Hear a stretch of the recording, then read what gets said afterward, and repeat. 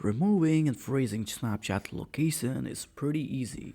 All you need to do is go to your Snapchat app. Snap Map is a feature that allows users to track others' profile through the Snapchat platform. While many find that feature helpful and convenient, others may find it threatened to security and privacy. However, you can do this. Go to Snapchat app, click on the location option. It's located at the bottom left of the screen. Now Snapchat will take you to the Snap Map. Select the setting option at the top right corner, displaying a cog on it. Now find the ghost mode option and switch it on. After that, once you turn on ghost mode, nobody can track your location through a feature. You can switch it on indefinitely or through the next 3 or 24 years, 24 hours. It's simply easy to use ghost mode and then nobody can track your location.